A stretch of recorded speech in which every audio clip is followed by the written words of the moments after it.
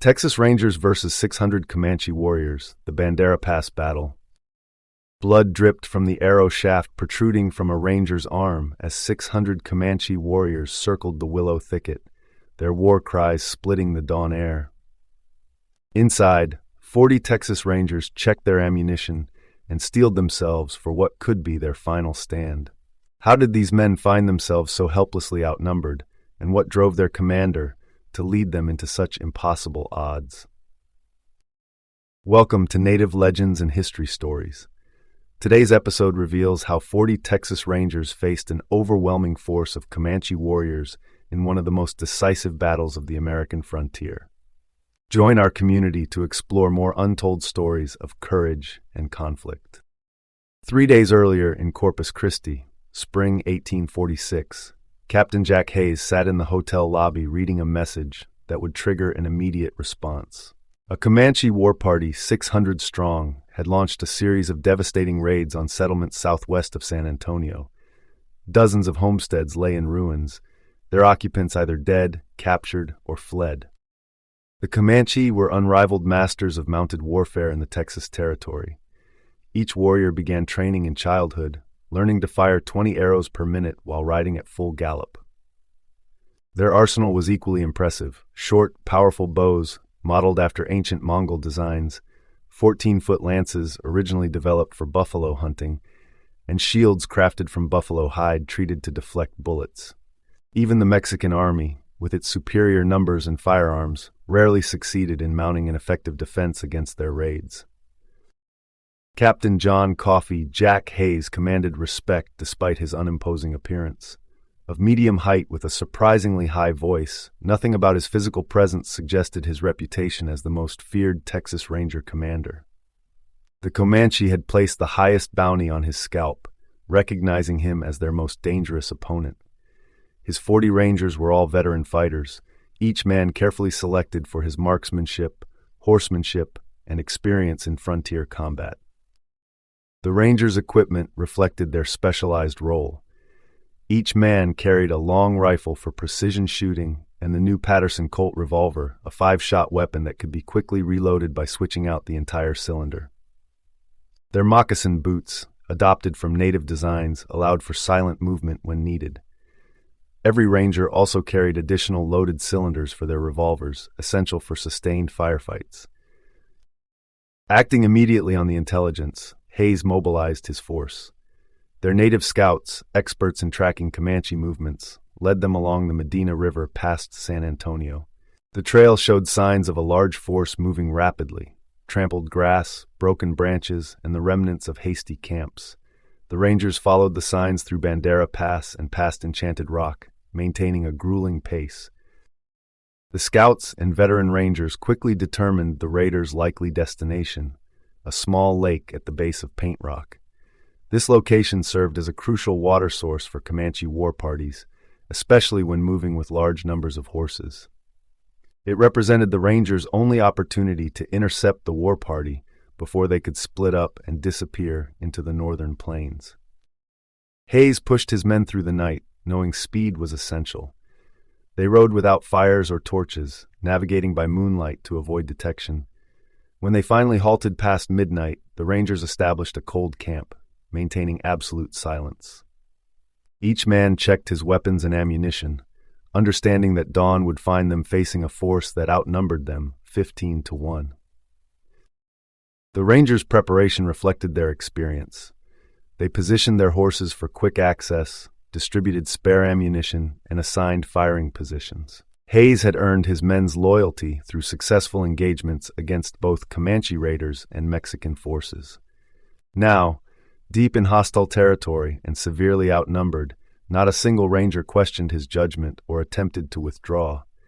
Their discipline and experience would soon be tested against the most formidable warriors of the southern plains. At first light, the Rangers forced their exhausted bodies back into their saddles. The previous day's grueling ride had taken its toll, but Hays pushed them onward across the limestone terrain. By early evening, they reached Paint Rock, its surface covered with ancient native pictographs. Beyond lay their objective, a large pond that served as the Comanche's likely watering hole. Fortune favored them. They had arrived first.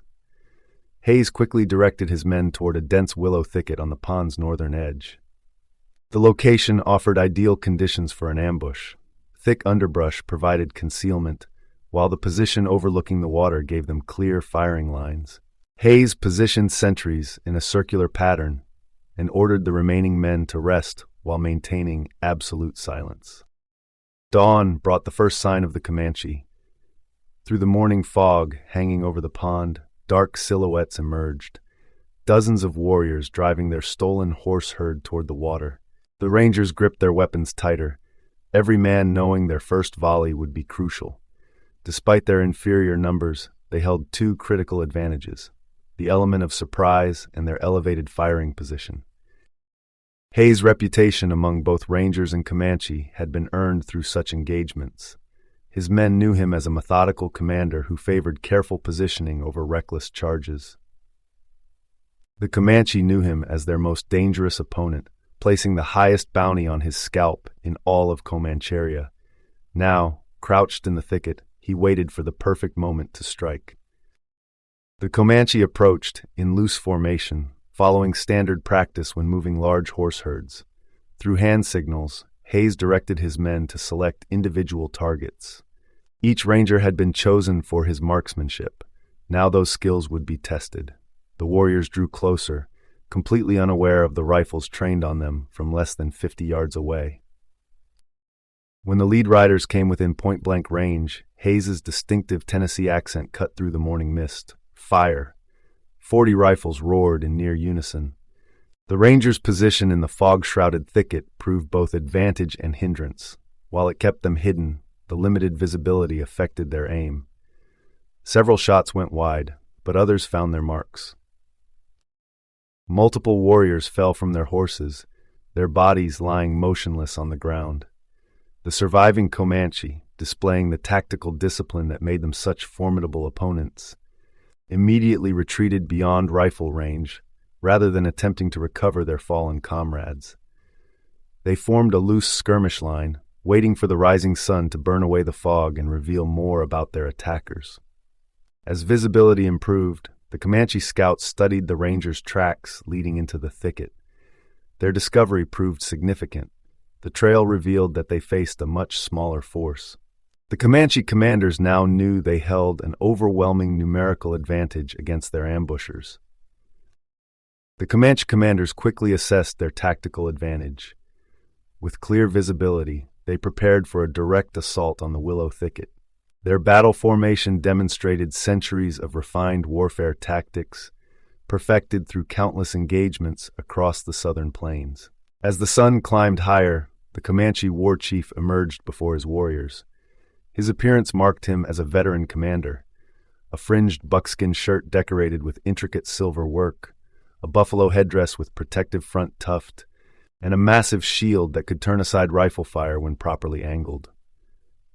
Standing in his stirrups, he rallied his men with practiced authority, his voice carrying across the battlefield as he organized the coming charge. The Rangers' arsenal proved both advantage and limitation.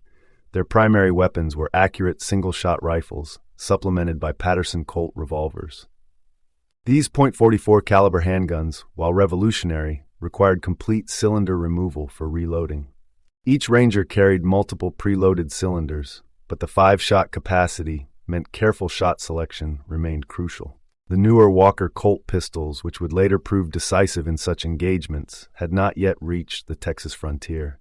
In contrast, the Comanche warriors carried an arsenal refined through generations of combat and hunting. Their primary weapon was the short bow, a design sharing ancestry with the Mongol weapons that had conquered much of Asia. These compact but powerful bows could loose arrows with deadly accuracy from horseback. Their 14-foot lances, originally developed for buffalo hunting, proved equally lethal against human targets. Many warriors also carried shields, crafted from thick buffalo hide, treated and hardened to deflect bullets when properly positioned. Through trading and raiding, some had acquired rifles, adding to their already formidable capabilities. Hayes understood the critical nature of their situation. "Pick your targets carefully," he instructed his men. "Every shot must find its mark." We won't get second chances if they break through.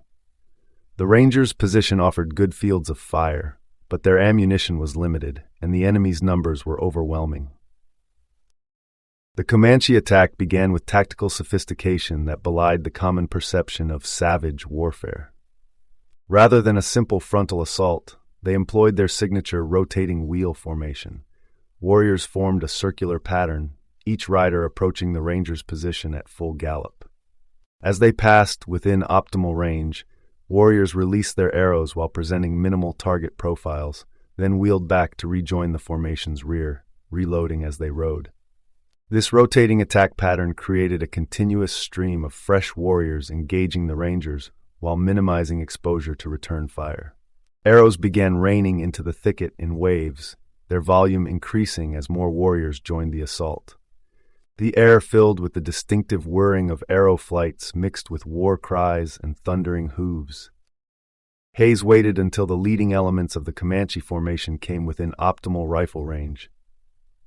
The Rangers held their fire, understanding that premature shots would waste precious ammunition. When Hayes finally gave the command, 40 rifles spoke in staggered sequence rather than one ragged volley. This disciplined fire allowed each ranger to aim carefully rather than shooting in haste. The effect was devastating. Dozens of warriors fell from their mounts, their bodies tumbling across the ground as their riderless horses either charged forward in panic or wheeled back into the main formation. The Rangers' elevated position and prepared firing lanes had allowed them to maximize the effectiveness of their first volley. The Comanche response demonstrated their tactical flexibility. Instead of breaking off the attack entirely, the formation split into smaller units. These groups maintained the rotating attack pattern but from multiple directions, forcing the Rangers to divide their fire. Some warriors armed with rifles provided covering fire, while others continued the arrow barrage, creating a complex tactical problem for the defenders. Each pass brought the warriors closer to the thicket. Their arrows found gaps in the Rangers' cover, while their shields deflected many return shots. The thundering hooves and war cries created a disorienting cacophony, a psychological weapon as effective as their arrows. Yet the Rangers maintained their discipline, choosing shots carefully and making maximum use of their prepared positions. The Comanche commanders adapted their strategy after the initial assault's failure. They shifted their attack vector southward, using the wounded warriors crawling toward Paint Rock's cliffs as a distraction. This tactical adjustment aimed to split the Rangers' attention between defending their position and preventing their enemies from reaching cover. Hayes recognized the ploy, but couldn't ignore the threat of wounded warriors potentially returning to combat. The second assault came with modified tactics. Instead of the rotating formation, the Comanche attempted a more direct approach from the south. The Rangers held their ground, their disciplined volleys once again forcing the attackers to withdraw to the cliffs. During this lull, both sides assessed their positions. The Rangers reloaded methodically. The Comanche used this time to regroup and tend to their wounded, while their scouts studied the Rangers' defenses for vulnerabilities. The third attack proved more determined than the previous two. The war chief personally led hundreds of warriors in a charge aimed at the thicket's southern edge. Hayes maintained strict fire discipline, ordering his men to hold until the attackers came within point-blank range. This patience proved crucial. When the Rangers finally opened fire, their close-range volleys proved devastatingly effective. After this repulse, the Comanche leadership devised a new strategy. They would abandon the complex maneuvers in favor of overwhelming force, a massive lance charge designed to close distance quickly and engage in close combat where their superior numbers would prove decisive. The 14-foot lances, lethal in buffalo hunting, could easily outreach the Rangers' rifles in close quarters. Hundreds of warriors, now in tight formation, thundered toward the Rangers' position. The ground shook under the weight of charging horses as warriors lowered their lances for the kill. Yet again, the Rangers' superior position and disciplined fire broke the charge before it could reach the thicket. This pattern continued throughout the afternoon. Each Comanche charge employed slightly different tactics, varying approaches, different formations, altered timing. The Rangers adapted their defense accordingly, adjusting firing positions and conserving ammunition. As losses mounted, the Comanche attacks grew increasingly determined, fueled by both tactical necessity and vengeance for fallen comrades. As dusk approached, both sides faced new challenges. The Comanche withdrew beyond rifle range but remained visible, establishing camp in a show of determination. Hayes used the respite to reorganize his defenses. He established a rotating sentry system, positioning men to cover all approaches to the thicket. The Rangers' control of the lake proved strategically vital. It provided them drinking water while forcing the Comanche to travel several miles to access safe water sources. The night brought its own form of combat. Comanche warriors repeatedly attempted to recover their fallen comrades under cover of darkness. These recovery missions held both practical and spiritual significance. They needed to prevent the Rangers from capturing weapons and supplies, while their beliefs demanded proper burial rites for the dead. The Rangers' sentries maintained constant vigilance, their rifles cracking in the darkness as they engaged these infiltration attempts. Several warriors fell in these nighttime recovery missions, adding to the bodies scattered across the battlefield. Dawn of the second day brought no respite. The Comanche, their determination undiminished, launched fresh attacks with renewed tactical sophistication. They divided their force into 4 autonomous groups, each striking from a different direction. This strategy aimed to stretch the Rangers' defense to its breaking point, forcing them to divide their fire across multiple threat axes. Each Comanche group operated independently but coordinated their attacks for maximum effect. While one group charged, others provided covering fire with captured rifles or maintained arrow barrages. Some warriors used the terrain features around Paint Rock for cover, attempting to work closer to the Rangers' position between assaults. This coordinated approach forced the Rangers to maintain constant vigilance across all sectors while carefully managing their dwindling ammunition supplies. Hayes adapted his defense to meet this new threat. He organized his men into sectors, each responsible for covering specific approaches. The Rangers' elevated position in the thicket remained advantageous, but the multiple threat axes required precise ammunition management and careful coordination between defensive sectors. Small groups of Rangers shifted positions as needed, reinforcing areas under heaviest attack while maintaining enough. The coordinated Comanche attacks repeatedly threatened to overwhelm the Rangers' position. Several assaults came within yards of breaching the thicket's defenses, their 14-foot lances nearly reaching the defenders. Only precisely timed volleys and quick repositioning of forces prevented the Comanche from exploiting these near breakthroughs. When darkness finally fell on the second day, both sides withdrew to their respective positions, the Rangers maintaining their defensive posture while the Comanche regrouped beyond rifle range. Hayes implemented a strict rotation for the night watch, ensuring maximum rest for his men while maintaining security. The Rangers' ammunition count had become critical. Each man carefully inventoried his remaining rounds, sharing resources to ensure every firing position had adequate supplies. Their native scouts reported signs of Comanche messengers departing northwest, likely seeking reinforcements from other bands. The third dawn brought a new Comanche assault. Taking advantage of the dim light, warriors charged the thicket before visibility was fully established. The Rangers' disciplined fire once again proved decisive, though their dwindling ammunition supplies forced even more selective shooting. The Comanche focused all their attacks on the thicket's northern approach, perhaps hoping to concentrate enough force to finally breach the Rangers' defenses. Each successive charge resulted in mounting Comanche casualties. Despite sustaining no fatalities themselves, the Rangers witnessed the devastating effect of their defensive fire. The battlefield became littered with fallen warriors and horses, the ground churned and bloodied by hours of combat. The Comanches' losses were severe, but their tactical adjustments showed no sign of wavering determination. Around mid-morning, the war chief assembled his remaining warriors in a formal battle line, a departure from their previous mobile tactics. His commanding presence and forceful address to his men, though incomprehensible to the Rangers, clearly indicated a decisive moment was at hand. The warriors' response suggested they were preparing for an all-or-nothing charge. Hayes recognized this as both opportunity and crisis point. He made an unprecedented tactical decision, moving to a position slightly forward of the thicket. This exposed location offered him a clear shot at the Comanche leadership while placing himself at extreme risk from enemy fire. His men maintained their positions, understanding the crucial nature of their captain's gambit. The final Comanche charge commenced with maximum force. Hundreds of warriors thundered forward, their war cries and pounding hooves creating a deafening roar. Hayes remained motionless, his rifle trained on the advancing war chief.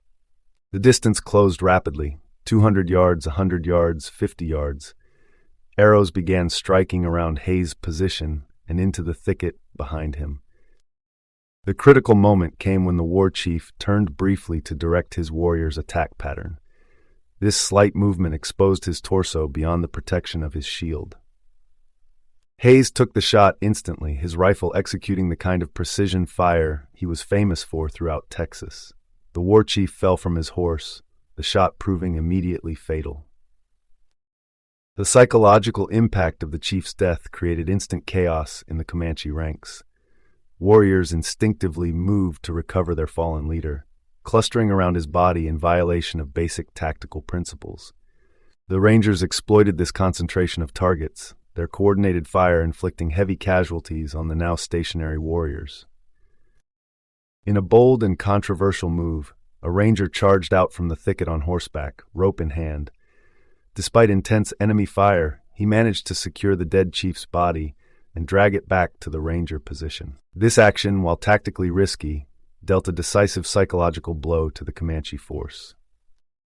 The loss of their war chief, combined with their already severe casualties, finally broke the Comanche's will to continue the battle. Their withdrawal northwest was orderly but definitive. Hayes maintained tactical discipline, keeping his men in defensive positions for several hours to guard against possible deception. He understood that the Comanche's tactical sophistication meant any apparent retreat could mask a final surprise attack.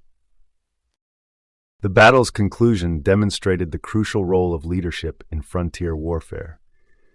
Hayes' calculated risk in exposing himself to take the crucial shot, combined with the Rangers' disciplined fire and defensive positioning, had allowed 40 men to withstand a 3-day siege by a force that outnumbered them 15-1.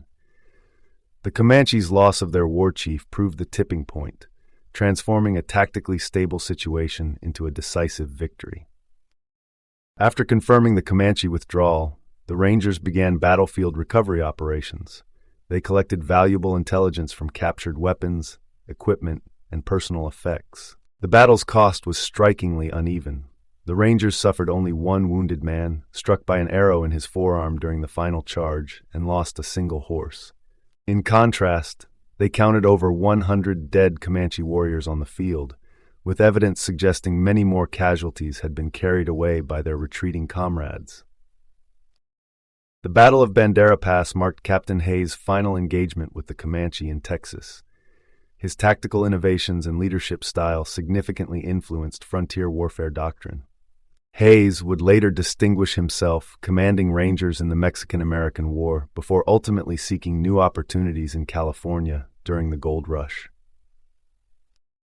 The Comanche continued their fierce resistance against Texas expansion for decades after Bandera Pass. Their sophisticated combat tactics and determination made them formidable opponents in the struggle for control of the southern plains. This battle stands as a pivotal moment in the complex and often brutal history of the American frontier. Yet the story of Bandera Pass represents just one chapter in Texas' rich military heritage. The tactics, weapons, and warriors who shaped these conflicts created a unique combat doctrine that influenced military thinking well beyond the frontier era. Thanks for watching. Interested in more frontier warfare stories? Subscribe to Native Legends and History Stories for more explorations of America's most significant battles. Hit the notification bell to join our growing community of history enthusiasts.